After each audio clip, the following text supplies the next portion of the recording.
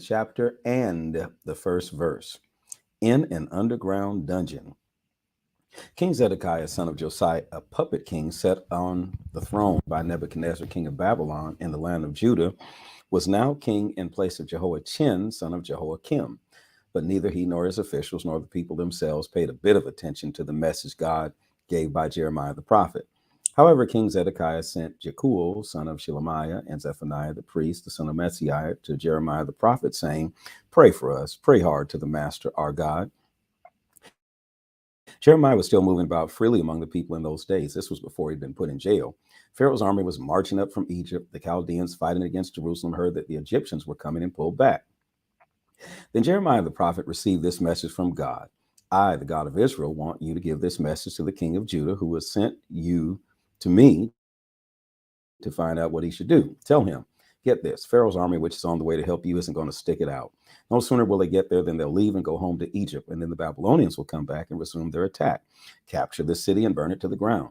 I, God, am telling you, don't kid yourselves, reassuring one another the Babylonians will leave in a few days. I tell you, they aren't leaving. Why, even if you defeated the entire attacking Chaldean army and that was left were a few wounded soldiers in their tents, the wounded would still do the job and burn this city to the ground. When the Chaldean army pulled back from Jerusalem, Jeremiah left Jerusalem to go over to the territory of Benjamin to take care of some personal business. When he got to the Benjamin gate, the officer on guard there, Urja, son of Shelemiah, son of Hananiah, grabbed Jeremiah the prophet, accusing him. You're deserting to the Chaldeans. That's a lie, protested Jeremiah. I wouldn't think of deserting to the Chaldeans. But Uriah wouldn't listen to him. He arrested him and took him to the police. The police were furious with Jeremiah. They beat him up and threw him into jail in the house of Jonathan, the secretary of the state. They were using the house for a prison cell. So Jeremiah entered an underground cell in a cistern turned into a dungeon. He stayed there a long time. Later, King Zedekiah had Jeremiah brought to him. The king questioned him privately, is there a message from God? There is, certainly. There certainly is, said Jeremiah. You're going to be turned over to the king of Babylon. Jeremiah continued speaking to King Zedekiah. Can you tell me why you threw me into prison? What crime did I commit against you or your officials or this people? And tell me, whatever has become of your prophets who preached all those sermons saying that the king of Babylon would never attack you or this land? Listen to me, please, my master, my king. Please don't send me back to the dungeon in the house of Jonathan the secretary. I'll die there. So King Zedekiah ordered that Jeremiah be assigned to the courtyard of the palace guards. He was given a loaf of bread from the baker's alley every day until all the bread in the city was gone. And that's where Jeremiah remained, in the courtyard of the palace guards. Jeremiah chapter 38, from the dungeon to the palace. Shaphaniah, son of Matan, Gedaliah, son of Pashur, Jehukel, son of Shelemiah, and Pashur, son of Malchijah, heard what Jeremiah was telling the people, namely, this is God's message. Whoever stays in this town will die, will be killed or starve to death or get sick and die. But those who go over to the Babylonians will save their necks and live. And God's sure word, this city is destined to fall to the army of the king of Babylon. He's going to take it over. These officials told the king, please kill this man. He's got to go. He's ruining the resolve of the soldiers who are still left in the city, as well as the people themselves, by spreading this words. This man isn't looking after the good of the people. He's trying to ruin us. King Zedekiah caved in. If you say so, go ahead, handle it your way. You're too much for me. So they took Jeremiah and threw him into the cistern of Malchijah, the king's son that was in the courtyard of the palace guard. They lowered him down in ropes. There wasn't any water in the cistern, only mud. Jeremiah sank in the mud. Ebed-Melech, the Ethiopian, a court official assigned to the royal palace, heard that they had thrown Jeremiah into the cistern. While the king was holding court in the Benjamin gate, Ebed-Melech went immediately from the palace to the king and said, my master, O king, these men are committing a great crime in what they're doing, throwing Jeremiah the prophet into the cistern and leaving him there to starve. He's as good as dead. There isn't a scrap of bread left in the city. So the king ordered Ebed-Melech, the Ethiopian, get 3 men and pull Jeremiah the prophet out of the cistern before he dies. Ebed-Melech got 3 men and went to the palace wardrobe and got some scraps of old clothing, which they tied together and lowered down with ropes to Jeremiah in the cistern. Ebed-Melech, the Ethiopian, called down to Jeremiah, put these scraps of old clothing under your armpits and around the ropes. Jeremiah did what he said. And so they pulled Jeremiah out of the cistern by the ropes, but he was still confined in the courtyard of the palace guard. Later, King Zedekiah sent for Jeremiah the prophet and had him brought to the third entrance of the temple of God. The king said to Jeremiah, I'm going to ask you something. Don't hold anything back from me. Jeremiah said, if I told you the whole truth, you'd kill me. No matter what I said, you wouldn't pay any attention anyway. Ooh, Jeremiah, you something else. That's why you're always in trouble, man.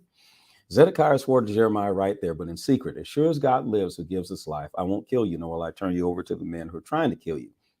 So Jeremiah told Zedekiah, this is the message from God, the God of the angel armies, the God of Israel. If you will turn yourself over to the generals of the king of Babylon, you will live.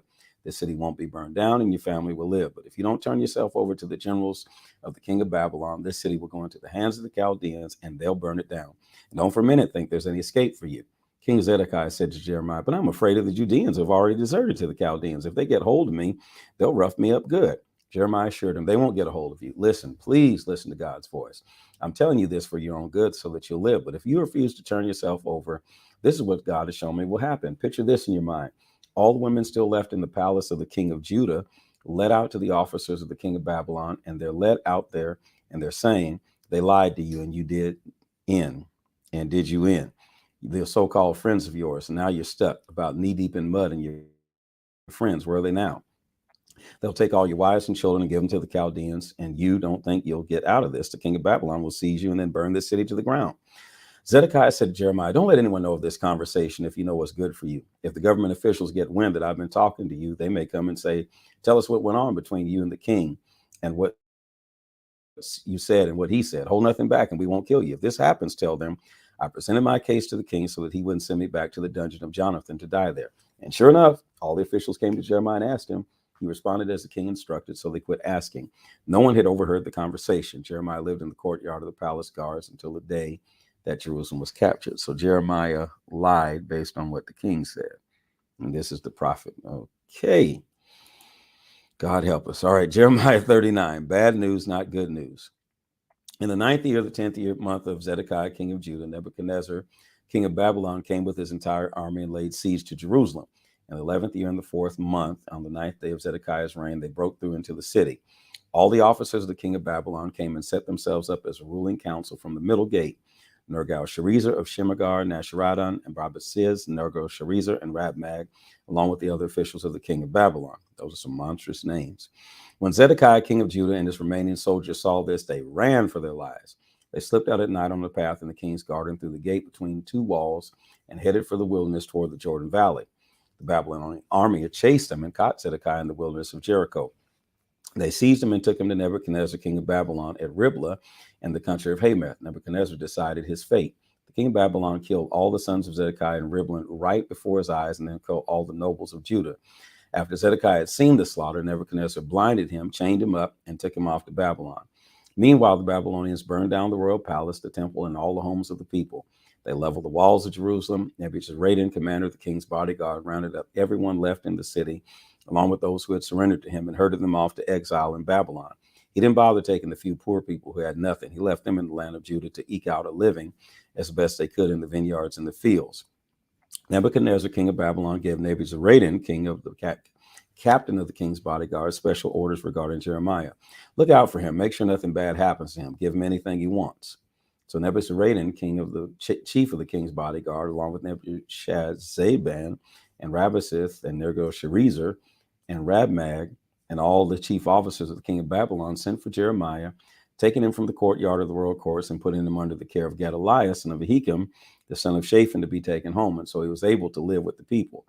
Earlier, while Jeremiah was still in custody in the courtyard of the royal guards, God's message came to him and said, go and speak with Ebed-Melech the Ethiopian. Tell him, the God of the angel armies, the God of Israel says, listen carefully. I will do exactly what I said I would do to this city. Bad news, not good news. When it happens, you will be there to see it. But I will deliver you on that doomsday. You won't be handed over to those men who have the good reason to fear. Yes, I'll most certainly save you. You won't be killed. You'll walk out of there safe and sound because you trusted me. This is God's decree. This is the word of the Lord.